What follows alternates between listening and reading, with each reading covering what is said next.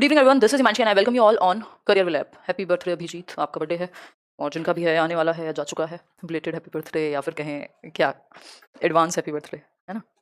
पढ़ाई कर लें, अब बर्थडे सेलिब्रेट हो गया वो तो। चलो स्टार्ट करते हैं। इंक्लूसिव एजुकेशन बहुत इंपॉर्टेंट टॉपिक यूनिट है ये अपने आप में, जिसको हम कह सकते हैं जो डाइवर्स लर्नर्स की एक यूनिट है कंप्लीट। आज इसका हम एक आउटरो लेंगे जो कि इंपॉर्टेंट होगा आगे वाली क्लासेस को समझने के लिए। गिफ्टेड बच्चे के बारे में पढ़ेंगे, इसके अलावा इंक्लूसिव एजुकेशन है क्या क्या, इसका एक बेसिकली पीछे एक थॉट है और कुछ कुछ चीज़ें होंगी जो हम समझेंगे। ठीक, ये यूनिट है, थोड़ी सी बड़ी हो सकती है बट करेंगे काम। ठीक, लव फ्रॉम उड़ीसा, चलिए बहुत बढ़िया। मैं बेहतर हूँ कुमारी, होपफुली आप सभी बेहतर होंगे। स्टार्ट करते हैं, ठीक है जी। स्टार्ट करें आज की कहानी या कोई डाउट परेशानी है? फैमिली भी ठीक ठीक ही है, चलिए फिर स्टार्ट करते हैं। बहुत बढ़िया। बहुत बहुत बहुत बढ़िया, बिग फैन। अच्छा इंदू, धन्यवाद। आपकी एनर्जी डाउन है? एनर्जी तो यार ऐसी चल रही है आजकल। टॉपिक पे फोकस करते हैं, टॉपिक को बहुत अच्छे समझेंगे, ठीक है जी। टॉपिक को बहुत अच्छे समझेंगे। इंक्लूसिव एजुकेशन बोले तो समावेशी शिक्षा। आपको पहले आपने कुछ पढ़ा हो ना पढ़ा हो कोई फर्क नहीं पड़ेगा।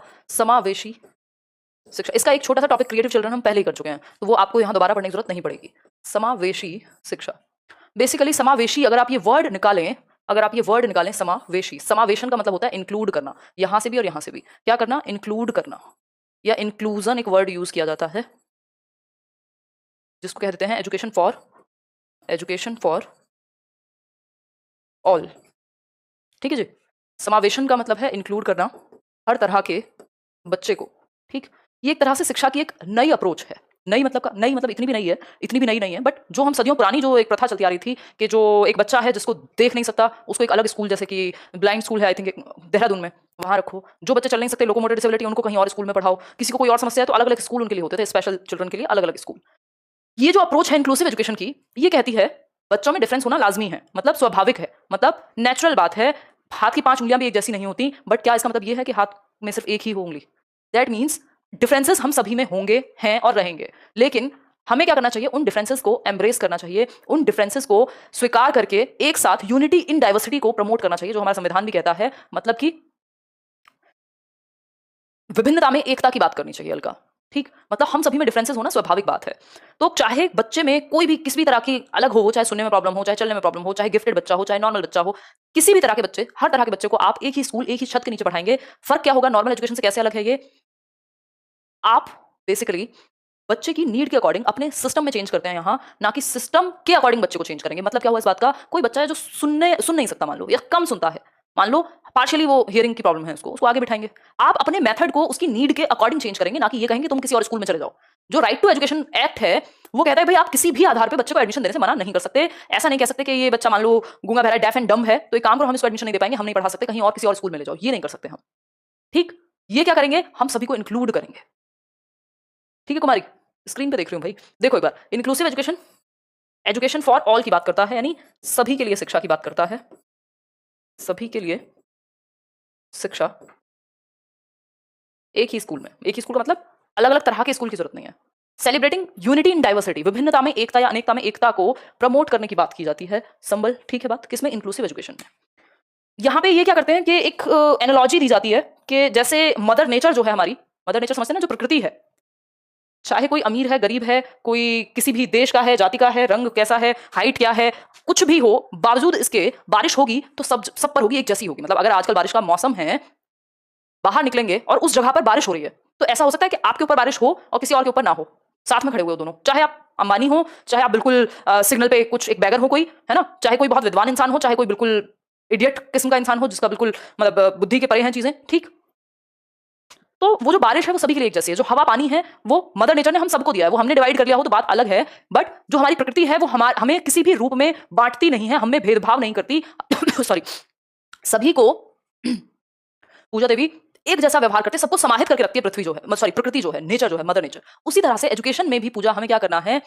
सबको एक साथ इंक्लूड करना है, ठीक। जैसे टी शर्ट पे लिखा है टुगेदर, तो हर तरह के जो बच्चे हैं उनको एक साथ जी अमृता इंक्लूड करना है। अब आप देख पा रहे हैं यहाँ पे एक बच्चा है जो बैसाखियां लेकर के खड़ा हुआ है, एक बच्चा है जो नॉर्मल दिख रहा है देखने में, एक बच्चा है जो एक व्हीलचेयर का इस्तेमाल करता है चलने के लिए, एक बच्चा है जो काला है, कोई गोरा है, कोई किसी और भाषा पे आधारित है, ठीक। तो इंक्लूसिव एजुकेशन क्या है? इन सबको इंक्लूड करती है। सभी को आप क्या करेंगे?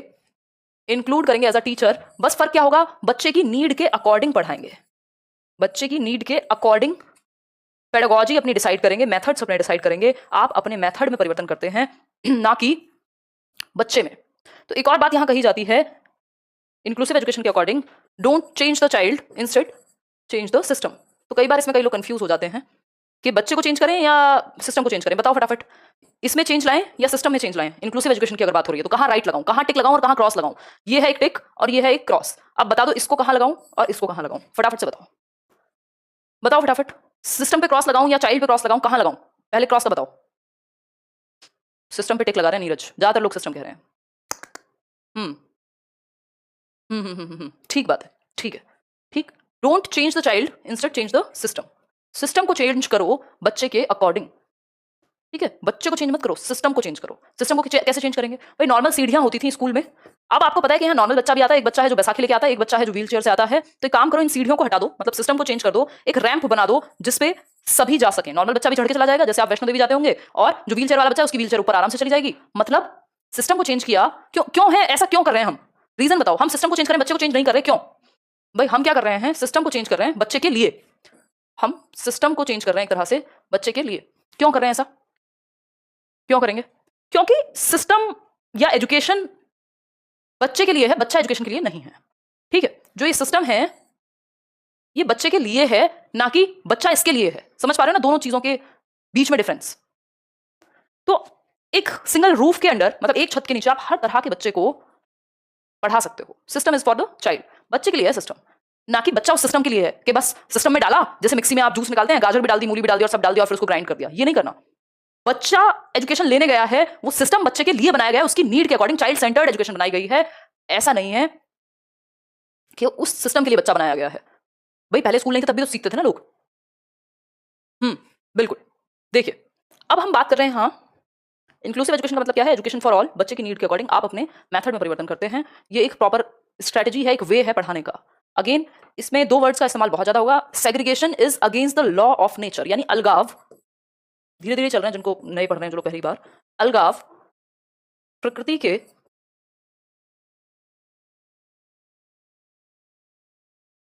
नियमों के खिलाफ है।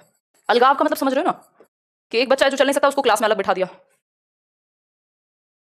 एक बच्चा है जिसको व्हीलचेयर पे है, उसको आप अपने अकॉर्डिंग चला रहे हैं। तो ये सब क्या है? हाँ बिल्कुल, डेली चलेंगे मोहिता क्लासेस। तो अलगाव प्रकृति के नियमों के खिलाफ है। Segregation is against the law of nature. जब नेचर प्रकृति के ही खिलाफ है तो बच्चा भी तो नेचर में ही आ गया ना। तो सेग्रीगेशन कभी यूज नहीं करना। आपको क्या करना है? सेग्रीगेट करने की बजाय एक वर्ड होता है इंक्लूड करना। ये पेपर में आता है कई बार, जहां आपको इसका क्वेश्चन दिखेगा वहां सेग्रीगेशन जरूर दिखेगा, और आपको याद रखना है कि आप इंक्लूड करेंगे बच्चे को, डिस्क्रिमिनेट नहीं करेंगे, उसको इंक्लूजन करना है, ना कि सेग्रीगेशन।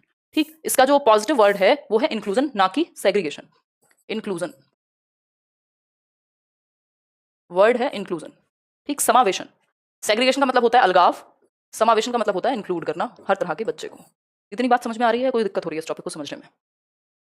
नहीं नहीं शिवम, कोई कंपलसरी नहीं है।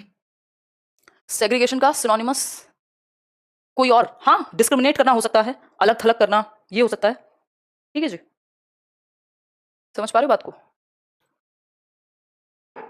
फिर से बता दो सेग्रीगेशन। देखिए सेग्रीगेशन है, दो बच्चे थे जो देख नहीं सकते उनको अलग बिठा दिया, दो बच्चे थे जो चल नहीं सकते थे उनको अलग बिठा दिया, उनको अलग एक्टिविटी दे दी, और बाकी बच्चों को अपने हिसाब से पढ़ा रहे हैं। मतलब अलग कर दिया जिसको भी कोई समस्या है। एक मिनट रुको।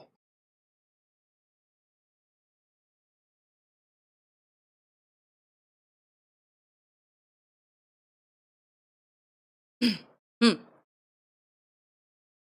हुमा शायद नहीं मिलेगा रिकॉर्डेड में। तो देखिए Deepika, segregation is against the law of nature, यानी अलगाव प्रकृति के नियमों के खिलाफ है। अलग थलग नहीं करना, सबको एक साथ पढ़ाना है, बस अपने मेथड में चेंज कर लेना है। पार्शियलिटी नहीं करनी है, डिस्क्रिमिनेशन नहीं करना है, इसके अलावा सेग्रीगेशन नहीं करना है। ये सारे वर्ड एक ही जैसे हैं जो नेगेटिव वर्ड हैं। ठीक, आप चाहें तो लिख सकते हैं सेग्रीगेशन, डिस्क्रिमिनेशन, ये फेवरेटिज्म नहीं चलाना, भेदभाव जिसको हम कह रहे हैं। ठीक, डिस्क्रिमिनेशन हो गया, सेग्रीगेशन हो गया, और अभी एक और वर्ड मैं आपको बता रही थी, याद दिलाओ, है ना? सेग्रीगेट नहीं करना, डिस्क्रिमिनेट नहीं करना, पार्शियल नहीं होना, पार्शियलिटी नहीं दिखानी, पक्षपात नहीं करना कि एक बच्चा फेवरेट दूसरा नहीं, ये सारी चीजें नहीं करनी। ठीक, सबकी नीड को समझते हुए उनको इंक्लूड करना है, इंक्लूजन करना है, सेपरेशन नहीं करना। एग्जैक्टली वर्षा, सेपरेशन नहीं करना, अलग थलग नहीं करना। किसके बारे में बात हो रही है? वैसे तो हर एक बच्चे के बारे में बात हो रही है, बट एक कैटेगरी है जिसको हम कहते हैं CWSN, इसके बारे में हम डिटेल में चर्चा करेंगे कल। चिल्ड्रन विद स्पेशल नीड्स कौन से होते हैं उस पर हम बात की, अपने आप में इसी के अंदर टॉपिक है, बड़ा टॉपिक है जिस पे हम बात करेंगे। ठीक, रचनावाद तो कंस्ट्रक्टिविज्म है, वो तो अच्छी चीज है। ठीक है, श्वेता अभी सिलेबस चल रहा है, सिगमंड फ्रॉइड नहीं कराया, सेम बात कहते रहोगे कैसे चलेगा है?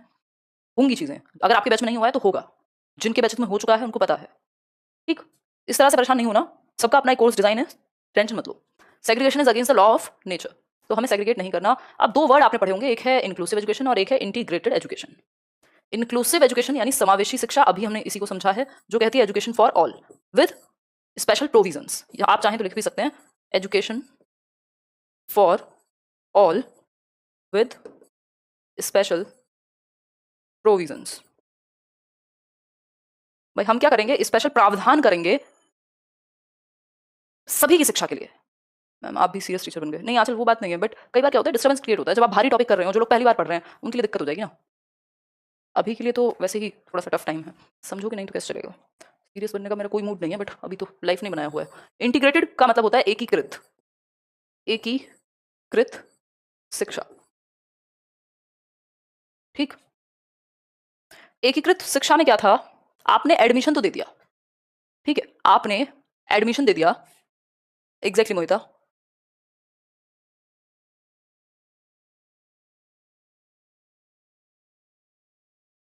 एडमिशन तो दे दिया आपने सबको, नीड्स या प्रोविजंस स्पेशल नहीं है, बहुत अच्छे से प्रोविजंस, स्पेशल प्रोविजंस नहीं किए गए, नीड को फुलफिल नहीं किया गया। आपने कहा सिस्टम है और उसके अकॉर्डिंग बदलो। मान लो एक रूम बना दिया जिसको रिसोर्स रूम कहते हैं, एक रूम बना दिया, किसी बच्चे के पेट में दर्द है, चलो वो तो बीमारी वाली बात हो गई, किसी को कुछ दिक्कत है तो वो वहां जाए, उसको क्लासरूम में अवेलेबिलिटी कम है, टीचर अपने मेथड में परिवर्तन नहीं करता बल्कि बच्चे में परिवर्तन की अपेक्षा की जाती है। मतलब यहां पे क्या हुआ, एडमिशन तो देने लगे कि भाई ठीक है एडमिशन दे दो सबको, बट प्रॉब्लम कहां आ रही थी, प्रॉब्लम आ रही थी प्रोविजन नहीं कर रहे, तो हम बच्चे को और प्रताड़ित कर रहे हैं, हम बच्चों को और प्रताड़ित कर रहे हैं ये करके कि हमने कोई स्पेशल प्रोविजन नहीं किया अपने क्लासरूम में, टीचर ने अपने मेथड में कोई खास परिवर्तन नहीं किया, बट एडमिशन दे दिया ऐसे बच्चों को जिसको दिखता नहीं है, जिसको कोई भी परेशानी है, सबको एडमिशन है, लेकिन मेथड में परिवर्तन नहीं है, नीड्स के अकॉर्डिंग एजुकेशन नहीं दी जा रही, प्रोविजंस नहीं किए जा रहे ढंग से। तो कह सकते हैं कि जो इंक्लूसिव एजुकेशन है वो बेटर है या मच बेटर है इंटीग्रेटेड के मुकाबले। एक ही डिफरेंस है मेन, एकीकृत शिक्षा में एडमिशन तो हम दे रहे थे बट सबको उस तरह से अटेंशन नहीं दे पा रहे थे जिस तरह से उनको मिलनी चाहिए थी। ठीक है भाई, एक पर्टिकुलर टाइम है, एक पर्टिकुलर पीरियड है, एक पर्टिकुलर टीचर है, बस वही देगा। यहां पे टीचर भी स्पेशल की जगह पे जब हम बात करते हैं किसकी, इंक्लूसिव की, टीचर भी अपने मेथड में उसी तरह से परिवर्तन करेगा जैसे बच्चे की नीड होगी। जरूरी नहीं है कि स्पेशल एजुकेटर ही आएगा, यहाँ पे नॉर्मल टीचर भी क्या होगा, प्रिपेयर्ड होगा अपने मेथड में परिवर्तन के लिए। ठीक है दीपिका, ये किसी एक व्यक्ति का सिद्धांत नहीं है, ये पूरा एक आइडियोलॉजी है जिसमें बहुत सारे लोग इन्वॉल्व हुए हैं। आईईडीसी एक्ट होता है इंटीग्रेटेड एजुकेशन का, बिल्कुल 1974 में आया था, है ना। इस पे एक्ट की चर्चा किसी एक दिन करेंगे, इसी टॉपिक से रिलेटेड, लिखना चाहो अभी के लिए लिख सकते हो। ठीक, आईईडीसी education for integrated and disabled children करके कुछ है। प्रायोरिटी इंक्लूसिव को देनी है, आज की डेट में ये इंपॉर्टेंट है ही नहीं, ये तो बस आपके जानने के लिए है कि दोनों में डिफरेंस क्या है। इंक्लूसिव एजुकेशन ही आज की डेट में वे आउट है। ठीक, इंक्लूसिव एजुकेशन ही क्या है, एक सॉल्यूशन है जो कि ऑल राउंड सॉल्यूशन है या इंपॉर्टेंट है।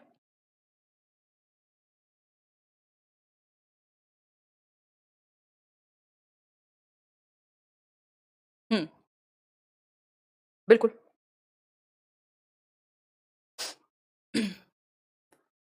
आईईडीसी सिंपल ना, integrated education for disabled children, लिख लीजिए अगर लिखना है तो। आजकल रमसा बन गया है एग्जैक्टली 2013 में, बिल्कुल सही बात है शिवम, आरएमएस से। ठीक, एनसीईआरटी के तहत अगर हम बात करें आईई इंटीग्रेटेड, एकीकृत शिक्षा हिंदी में लिख सकते हो इंटीग्रेटेड, चलो दूसरी जगह पे लिख देते हैं।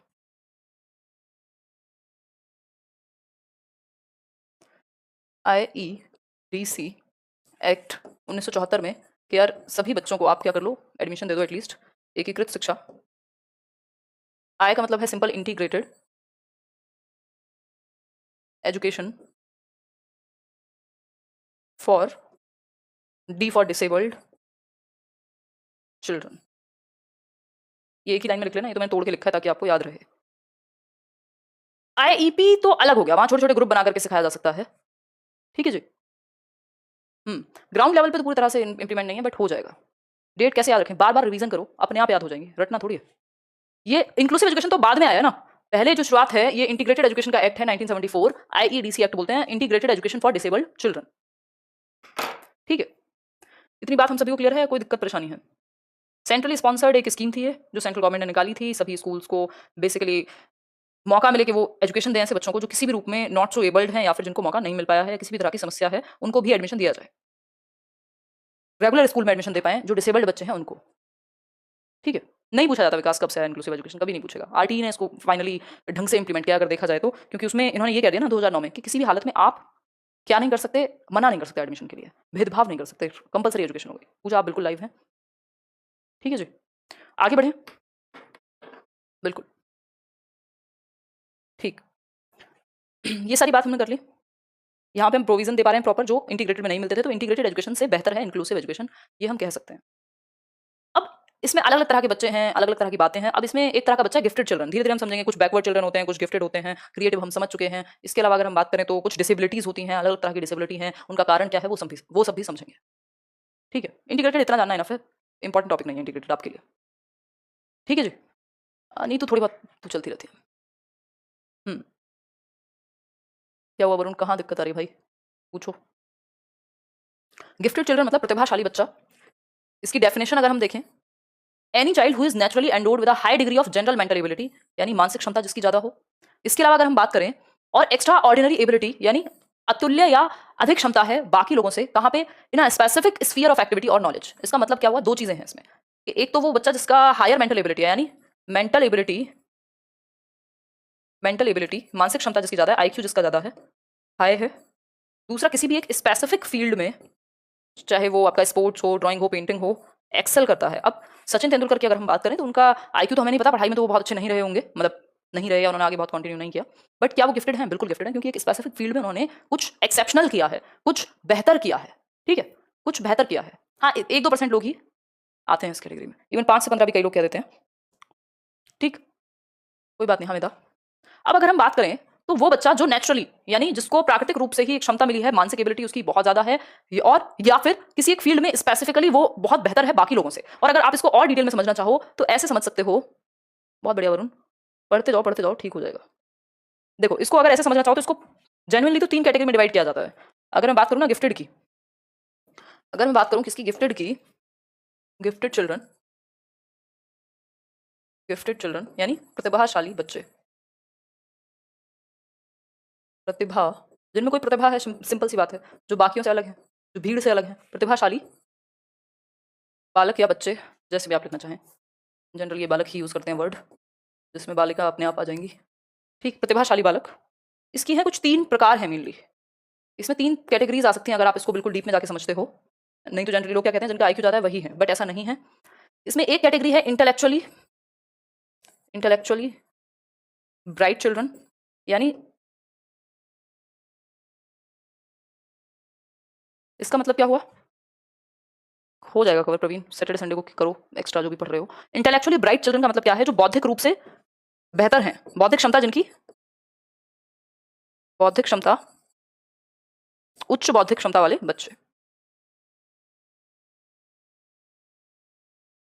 ठीक, जिनकी बौद्धिक क्षमता या मानसिक क्षमता ज्यादा है, जैसे इनका आईक्यू ज्यादा होगा। आईक्यू कितना होगा, 130 प्लस होगा, कई जगह पे 140 भी मिलेगा, बट जनरली 130 प्लस इनका आईक्यू होगा, यानी इनका आईक्यू बहुत अच्छा होगा, पढ़ाई में बहुत अच्छे होंगे, है ना, और बाकियों से आगे रहेंगे एक तरह से। इंटेलेक्चुअली ब्राइट चिल्ड्रन एक कैटेगरी ये है।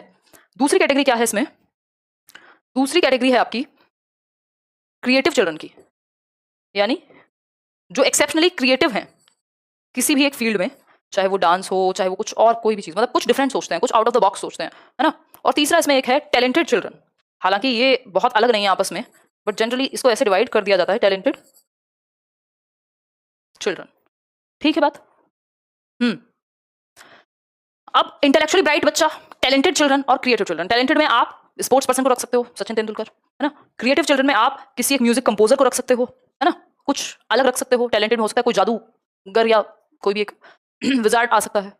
ठीक, तो हम कह सकते हैं इसमें 3 कैटेगरी हैं, एक है इंटेलेक्चुअली ब्राइट की, दूसरी है क्रिएटिव चिल्ड्रन की, और तीसरी है टैलेंटेड चिल्ड्रन की।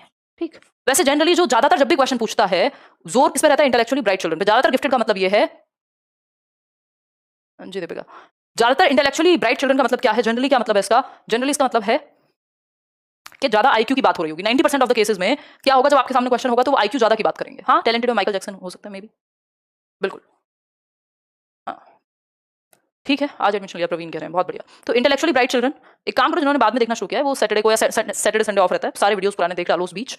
ठीक, तो साइंटिस्ट तो यहाँ आ जाएंगे ना जिनका आईक्यू ज्यादा है, इंटेलेक्चुअली ब्राइट है, वो 130 प्लस आईक्यू है, क्रिएटिव जो कुछ डिफरेंट करते हैं। ठीक, ऐसा नहीं है कि इस बच्चे में नहीं होंगी ये सारी चीजें, इनमें भी होंगी, बट इनको और डिवाइड करके जब देखते हैं तो ये 3 कैटेगरी निकल करके आ जाती है, टैलेंटेड चिल्ड्रन जो किसी एक क्षेत्र में बेहतर करते हैं। ठीक है, आंचल समझते हैं आप चीजों को कि अब ये होते कौन है गिफ्टेड बच्चे। It is generally agreed that gifted children differ from their peers in ways other than intellectual ability alone. यानी कि ये सामान्य तौर पे माना जाता है, इस बात को सब मानेंगे कि जो गिफ्टेड बच्चे हैं वो डिफरेंट होते हैं अपने पीयर्स से। पीयर्स का मतलब होता है जो उनकी एज के बच्चे हैं, जो उनकी क्लास में पढ़ते हैं, गौरी। ठीक है, क्रिएटिव में आर्टिस्ट बिल्कुल आ जाएंगे। In ways other than intellectual ability alone, यानी सिर्फ इंटेलेक्चुअल एबिलिटी में नहीं, कई बार वो सोशल में भी अच्छे होते हैं, इमोशनली भी अच्छे होते हैं। तो जनरली ये माना जाता है, मिल जाएंगी पूजा, जनरली ये माना जाता है कि जो गिफ्टेड बच्चे हैं वो अलग हैं अपने पीयर्स से, अपने साथी समूह से, सिर्फ आईक्यू में ही नहीं बाकी तरीकों से भी। अब वो बाकी तरीके कौन से हैं, उनके कुछ लक्षणों पे बात करेंगे अभी। ठीक, आईक्यू में नहीं, उनके व्यवहार में भी, उनके स्वभाव में भी, बहुत सारी चीजों में। 1921 में एक रिसर्च की एक बहुत ही फेमस साइकोलॉजिस्ट जिनको लुइस टर्मन कहते हैं, स्टैनफोर्ड में, जिन्होंने, जब हम बुद्धि के बारे में पढ़ रहे थे तो हमने टर्मन के बारे में इनकी टेबल भी पढ़ी थी आईक्यू की। ठीक है, तो लुइस टर्मन की अगर हम बात करें तो 1921 में इन्होंने एक स्टडी की जिसमें लगभग 1500 बच्चे थे, यानी 1500 बच्चे थे जिनका आईक्यू 140 एंड अबव था। टर्मन के अकॉर्डिंग जो गिफ्टेड बच्चा होगा उसका आईक्यू 140 प्लस होगा according to Terman. Normal case में, हाँ मीराबाई चानू बिल्कुल गिफ्टेड में आएंगी, नॉर्मल केस में जो आईक्यू है वो 130 प्लस होगा। टर्मन के बारे में पूछेगा 140 प्लस। 130 एंड अबव का मतलब है 130 से ऊपर जितने भी हैं सब गिफ्टेड हैं। बहुत बढ़िया नीश। 1916 में इन्होंने बिल्कुल रिवाइज किया था आईक्यू का formula. He observed a greater drive to achieve. इन्होंने क्या पाया, जब इन्होंने 1500 ऐसे बच्चों पर रिसर्च की जिनका आईक्यू 140 प्लस था, दैट मीन्स क्या हुआ, इन्होंने गिफ्टेड बच्चों पर रिसर्च की। ठीक, तो इन्होंने क्या पाया कि इन बच्चों में ज्यादा ड्राइव थी, जैसे जैसे ये बड़े होते हैं ना उम्र के साथ, इनकी ड्राइव ज्यादा होती है बाकी बच्चों से। ड्राइव टू अचीव समथिंग, कुछ लोग होते हैं ना जिनमें बहुत आग होती है, जिनमें बहुत एम्बिशन होता है, जिनको चीजें करनी होती हैं, जो सेटिस्फाइड आसानी से नहीं होते, उनको और करना है, कुछ बड़ा करना है। ठीक, तो इनमें जो ड्राइव टू अचीव है वो ज्यादा थी, along with greater mental and social adjustment, मानसिक रूप से भी ज्यादा बेहतर थे और सामाजिक रूप से भी ज्यादा बेहतर थे among the gifted group as compared with non gifted children। जब इनको कंपेयर किया गया नॉन गिफ्टेड चिल्ड्रन से, तो जो गिफ्टेड बच्चे थे वो ड्राइव टू अचीव में ज्यादा थे, मतलब जब तक तोड़ेंगे नहीं तब तक छोड़ेंगे नहीं। उनको अचीवमेंट की ड्राइव होती है, एक एनर्जी टू अचीव समथिंग जो आपको दौड़ाती है, जो भगाती है, जिसके कारण आप बैठते नहीं है शांत। तो greater drive to achieve along with greater mental and social ability बाकी बच्चों से, जो नॉन गिफ्टेड बच्चे थे उनसे ज्यादा इनमें ड्राइव थी, प्रणोद जिसको बोलते हैं। तो ये इन्होंने पाया गिफ्टेड बच्चों के बारे में, किसने, लुइस टर्मन ने। गिफ्टेड का मतलब ये जो एक तरह से गिफ्टेड है, नेचर में ही हमें नेचर ने हमें गिफ्ट किया है। इसमें हेरिडिटी का बहुत बड़ा रोल होता है कई बार, नॉर्मली भी कई बार। जैसे फॉर एग्जांपल आपको याद आ रही होगी, एक मूवी आई थी अभी और एक लेडी भी थी शकुंतला देवी, जो मैथ्स में गिफ्टेड थी, अपने आप में थी, अब माँ बाप ने थोड़ी कुछ किया, बट जेनेटिकली या जैसे भी गिफ्टेड थी। In another early 20th century study, एक और स्टडी हुई 20वीं शताब्दी की शुरुआत में, जिसका जो फोकस था वो 180 प्लस आईक्यू जिनका था, 180 आईक्यू वाले बच्चों को इंक्लूड किया गया इसमें। और एक साइकोलॉजिस्ट हैं लेटा हॉलिंगवर्थ। तो ये जो लेटा हॉलिंगवर्थ हैं, इन्होंने ये पाया कि ये जो बच्चे थे were more sensitive than their peers, जो उनका साथी समूह है उनसे ज्यादा संवेदनशील थे, अपने एनवायरमेंट के प्रति ज्यादा अलर्ट थे, ज्यादा बेहतर ऑब्जर्व करते हैं बाकी लोगों से, ज्यादा बेहतर अलग तरीके से दुनिया को देखते हैं। And often suffered from problems such as boredom. भाई जिसका दिमाग एक नेक्स्ट लेवल पे काम करता ही नहीं है, जिसको बहुत ज्यादा सोचने की जरूरत ही नहीं है, वो कैसे बोर होगा? वो तो मस्त रहेगा, खाएगा पिएगा, जैसे बाकी जानवर रहते हैं वैसे रहेगा। लेकिन जिसका जो बाय नेचर ही जिसका आईक्यू ज्यादा है या जो गिफ्टेड है, उसके साथ प्रॉब्लम्स बहुत सारी हैं। एक तो ये सेंसिटिव होते हैं, हर एक इशू इन्हें प्रभावित करेगा, है ना, इजीली संवेदनशील होते हैं अपने एनवायरमेंट के प्रति, इनकी ऑब्जर्वेशन अच्छी होती है, अलर्टनेस में ज्यादा अच्छे होते हैं, मेमोरी इनकी ज्यादा अच्छी होती है, क्यूरियोसिटी में बहुत ज्यादा होती है, जो उत्सुकता है। ठीक, इनको चीजें जल्दी से याद रहती हैं और हमेशा याद रहती हैं, भूलते नहीं हैं आसानी से। तो इस कारण क्या होता है, जब इतने हाइपर सेंसिटिव होंगे ये, तो कई सारी प्रॉब्लम्स, जैसे कि बोर्डम, इजीली बोर हो जाएंगे, यदि इनके लेवल की कोई एक्टिविटी नहीं हो रही है तो इनको मजा नहीं आएगा। ठीक, and rejection by their peers, कई बार क्या होगा, पीयर्स से नहीं बन पाएगी, क्योंकि उनको तो वो तो अपनी नॉर्मल दुनिया में है, इनका दिमाग चलता है अलग लेवल पे, तो आपस में कई बार दिक्कत भी हो सकता है सोशल अडेप्टेबिलिटी में दिक्कत हो। अब आप कहेंगे, अभी पिछले वाले में तो हम पढ़ रहे थे कि सोशली ज्यादा अडेप्ट कर लेते हैं, तो अलग अलग लोग हैं ना, जैसे टर्मन ने कहा भाई सोशली एडजस्ट कर लेंगे, कोई और बता रहे हैं कि इनको रिजेक्शन का भी सामना करना पड़ सकता है अगर चीजें इनके मुताबिक नहीं हुई, अगर एनवायरमेंट इनके अकॉर्डिंग नहीं मिला तो की बात हो रही है। अगर एनवायरमेंट मिल गया तो बहुत अच्छा कर सकते हैं, लेकिन अगर एनवायरमेंट नहीं मिला अच्छा, या टीचर्स ने इनको सपोर्ट नहीं किया, फैमिली ने इनको सपोर्ट नहीं किया, तो गलत डायरेक्शन में भी जा सकते हैं, बोर भी हो सकते हैं, या जिस लेवल पे ये बेहतर कर सकते थे हो सकता है उस लेवल पे बेहतर ना करें। एटमॉस्फेयर का बहुत बड़ा रोल है इस केस में। ठीक, तो ये बहुत ज्यादा सेंसिटिव होते हैं, इसलिए बोर्डम और रिजेक्शन का सामना इनको करना पड़ सकता है, जो इनके पीयर्स हैं उनसे। लीटा हॉलिंगवर्थ कह रहे हैं ये बात, जिन्होंने शुरुआती जो 20वीं सदी के शुरुआत में कुछ बच्चों पर रिसर्च की जिनका आईक्यू 180 से ज्यादा था। अब आप देख ही रहे होंगे। अब एक और रिसर्च हुई in the late 20th century, 20वीं शताब्दी के अंत में, अभी 21वीं शताब्दी चल रही है ना, तो in the late 20th century, the term, ये याद रखिएगा इंपॉर्टेंट है, पूछा नहीं गया तो इसलिए पूछा जा सकता है, नई चीज है, एसिंक्रोनी। एसिंक्रोनी मतलब अतुल्यकालिक कलिक। ये जो अतुल्यकालिक वर्ड है, इसका यूज किया गया किसके लिए? गिफ्टेड के लिए। गिफ्टेड के लिए गिफ्टेड चिल्ड्रन के लिए लिख लीजिएगा नोटबुक में अच्छे से, जो प्रतिभाशाली बच्चे हैं, एक्सेप्शनल बच्चे हैं, वो क्या है?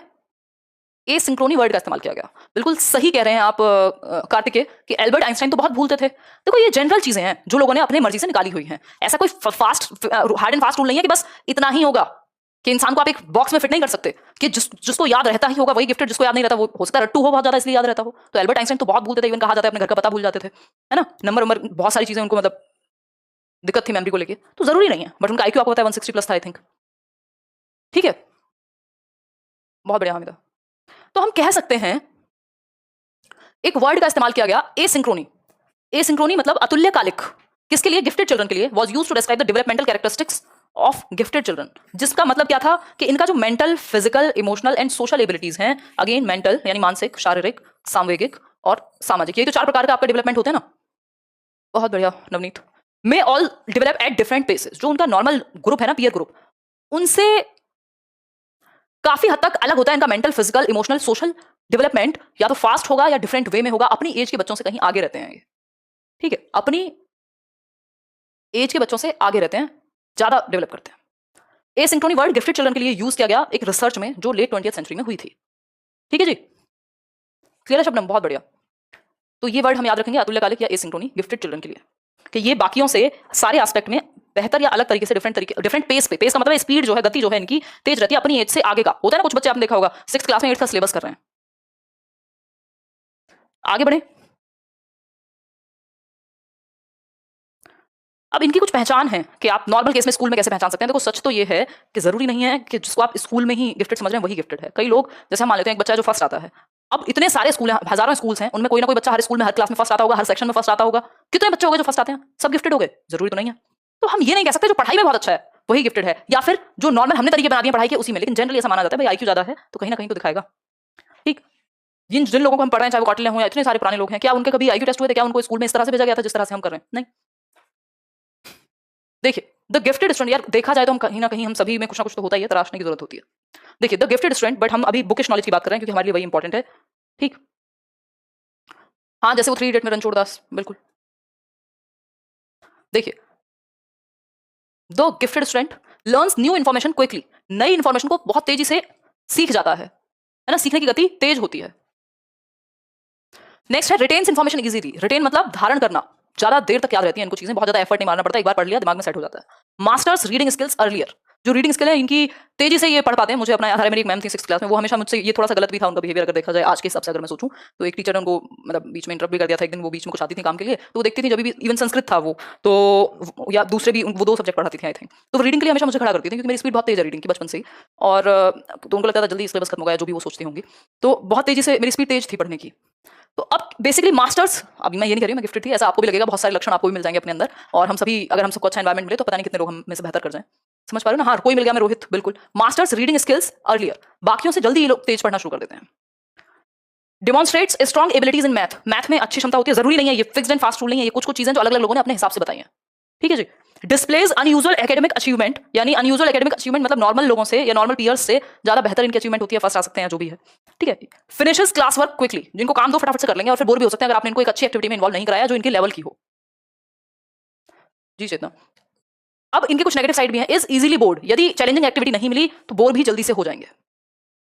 Can become disruptive in class, कई बार डिस्टर्ब भी कर सकते हैं, व्यवहार में भी गड़बड़ हो सकती है यदि इनको ठीक से माहौल नहीं मिला, एक्टिविटीज इनके अकॉर्डिंग नहीं मिली तो।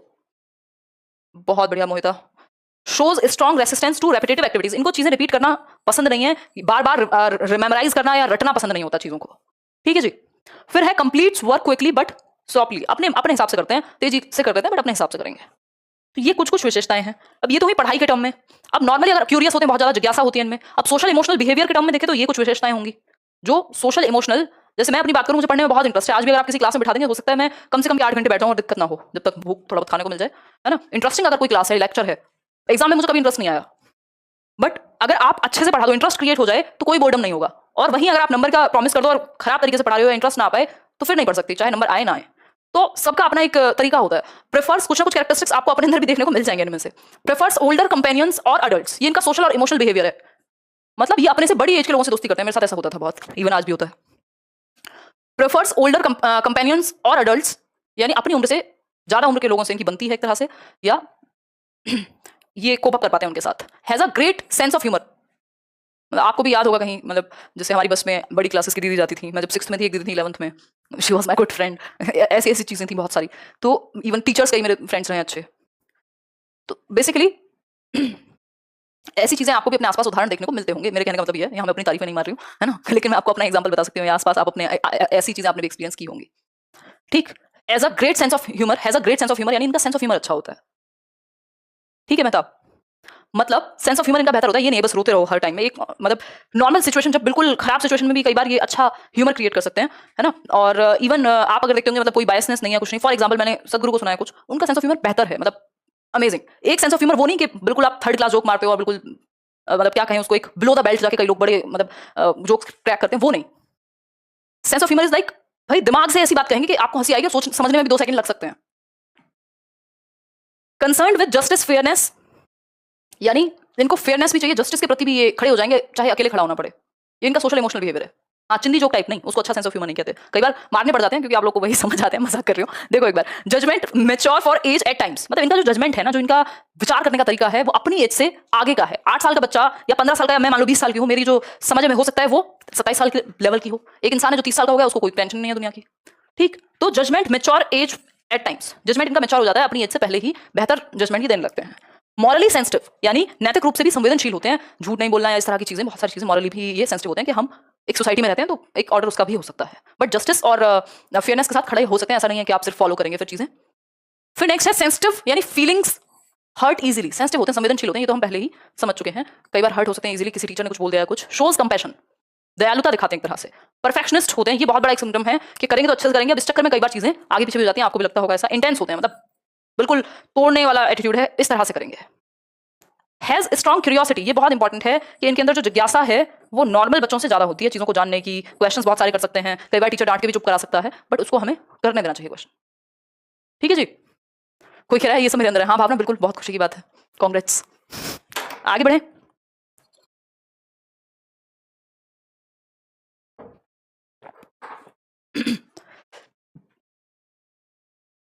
एक वो आती है अखिलेश, कई सारी किताबें आती हैं ये ऑप्शनल के लिए, तो इवन बैरन वैरन भी पढ़ते हैं लोग, और भी आप अगर कहीं से पढ़ रहे हो तो आइडिया लग जाएगा। ये तो आप एक बार सिलेबस देख के और सर्च कर लीजिए। तो ये सारी विशेषताएं हैं किसकी? गिफ्टेड बच्चों की। अब इनको पढ़ाने के लिए स्ट्रेटेजीज कौन सी यूज की जाए, वो भी तो इंपॉर्टेंट है ना। जो बच्चा गिफ्टेड है, हमारे स्कूल्स में इनके लिए ज्यादा चैलेंजिंग एक्टिविटीज अवेलेबल नहीं होती, जिसकी वजह से प्रॉब्लम आ सकती है। हाँ, जैसे कई बार ज्यादा क्वेश्चन पूछते हैं तो इनकी डांट पड़ जाती है ना? कई चीजें हो सकती हैं। बहुत बढ़िया Rita. Strategies for intellectually bright children, या फिर मैं कहूँ गिफ्टेड चिल्ड्रन। नॉर्मल केस में तो गिफ्टेड है ना ये। अच्छा, एक और चीज है, इनमें डाइवर्जेंट थिंकिंग भी पाई जाती है, मतलब ऑब्वियसली अलग अलग दिशाओं में सोचना। हर एक गिफ्टेड बच्चा क्रिएटिव ही होगा ये जरूरी नहीं है, और हर क्रिएटिव बच्चा गिफ्टेड ही होगा ये भी जरूरी नहीं है। ठीक है, रिलेशन है कि आपका इंटेलेक्चुअल, अगर इंटेलेक्ट अच्छा है तो क्रिएटिविटी की तरफ जा सकते हैं, लेकिन हर एक क्रिएटिव बच्चे में डाइवर्जेंट थिंकिंग पाई जाती है। अब वो डाइवर्जेंट थिंकिंग, हर एक डाइवर्जेंट थिंकर तो क्रिएटिव नहीं हो सकता ना, बट हम कह सकते हैं कि कुछ लेवल ऑफ क्रिएटिविटी मिल सकती है। क्लियर है बात? जी सर मिस्टर। अब कुछ स्ट्रेटजीज हैं गिफ्टेड बच्चों को पढ़ाने के लिए। ये थी पहचानने की बातें कि इन सब चीजों से आप पहचान सकते हो कि गिफ्टेड बच्चा कौन हो सकता है। एनरिच्ड करिकुलम, एनरिच्ड करिकुलम का मतलब होता है समृद्ध पाठ्यचर्या। मतलब जो नॉर्मल करिकुलम है वो तो आप करा ही रहे हो, उस पर बहुत ज्यादा जोर नहीं दे रहे, बच्चों को परेशान नहीं कर रहे, बट कुछ एक्टिविटीज, कुछ ऐसी चैलेंजिंग, कुछ छोटी मोटी अलग से किताबें हो सकती हैं, कुछ एक्टिविटीज हो सकती हैं, कुछ मेंटल पजल्स हो सकती हैं, जो आप ऐड कर देते हैं करिकुलम में। मतलब जो पाठ्यचर्या है उसमें एनरिचमेंट लाते हैं, कुछ चीजों को ऐड करते हैं, बच्चे के इंटरेस्ट या उसकी एबिलिटी के अकॉर्डिंग आप कई तरह की एक्टिविटीज जोड़ देते हैं कि जो नॉर्मल सिलेबस चल रहा है वो तो चलेगा ही, उसको बजाय कि बार बार रिपीट कराने के बजाय जो नॉर्मल है उसके अकॉर्डिंग कुछ, जैसे आते ना एग्जाम्पलर वगैरह आती है एनसीईआरटी की, उनको एंगेज रखने के लिए एड ऑन्स करते रहते हैं बहुत सारे, चाहे वो एक्टिविटी के बेस पे हो, चाहे वो अलग अलग तरह के क्वेश्चन के बेस पे हो। ये सारी चीजें आप करते रहेंगे। देखिए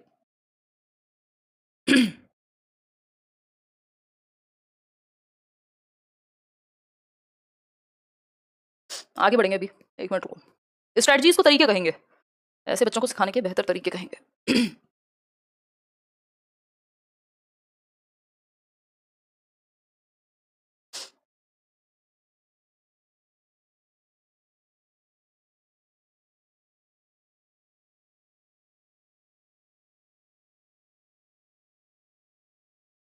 चलिए आगे।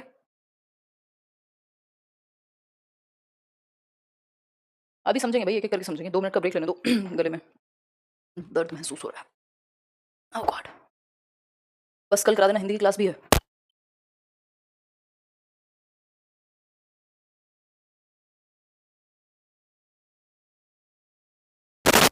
1 मिनट देखो, अभी आवाज़ आ रही होगी। ये तो एक बार कर ही लो, अभी तो 8:15 तक टाइम है ना आपके पास। लाइफ स्किल तो करा चुकी हूँ मैं।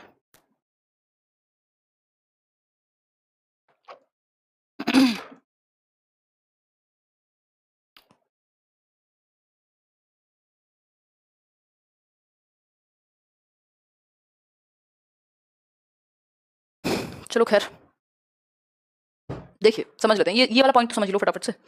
देखो अगर हम बात करें, हाँ कुछ एक्स्ट्रा या स्पेशल क्लासेस लगाई जा सकती हैं इनके इंटरेस्ट के अकॉर्डिंग। ग्रेड एक्सेलरेशन होता है, आपने भी कभी ना कभी ये देखा होगा अपने आसपास होते हुए, या आपके साथ भी हुआ होगा कि ये अपने लेवल पे तो कर ही लेते हैं। मान लो एक साल में 2 क्लास करा दिया आपने, एक क्लास को जंप करा दिया क्योंकि ग्रेड को आगे बढ़ा दिया, क्योंकि उस लेवल का उनको ऑलरेडी आता है। एनरिच करिकुलम में क्या था, जो आपका नॉर्मल करिकुलम है उसमें कुछ एक्टिविटीज या कुछ मेथड में परिवर्तन करके और चीजें ऐड कर दी ताकि बच्चा बेहतर तरीके से सीख पाए। ठीक, ग्रेड एक्सेलरेशन है 1 साल में 2 क्लासेस करा दी, या एक ग्रेड जंप करा दिया, 3rd से सीधा 5th में ले आए, क्योंकि वो अपनी क्लास के जितना उतना लेवल उसका ऑलरेडी है। तो ये होता है ग्रेड एक्सेलरेशन। आज के डेट में वैसे इसको कम हम यूज करते हैं, क्योंकि कई बार क्या होता है कि बच्चा दिक्कत में आ जाता है ऐसा करने से, बट ऐसा किया जाता है गिफ्टेड बच्चे के केस में। अलग से एक्स्ट्रा कुछ क्लासेस दी जा सकती हैं जिससे उनके अंदर और डेवलपमेंट आए बेहतर। एबिलिटी ग्रुपिंग और सेल्फ डायरेक्टेड लर्निंग, इस पे चर्चा कल करेंगे, है ना। एबिलिटी ग्रुपिंग क्या है, सेल्फ डायरेक्टेड लर्निंग क्या है। सेल्फ डायरेक्टेड लर्निंग बेसिकली होता है कि बच्चों को खुद को भी मौका देंगे एक्टिविटी करके सीखने देने का। ये बहुत बड़ा टॉपिक है, अपने आप में आराम से कल को समझेंगे। रेंजोली को फिर से रिवाइज करके एक बार, और फिर हम आएंगे चिल्ड्रन विद डिसेबिलिटीज, CWSN जो बच्चा बोला जाता है जिनको, इसमें भी कई प्रकार हैं डिसेबिलिटीज के, उन सब पे चर्चा करेंगे। अभी ये चलने वाला कई दिन टॉपिक।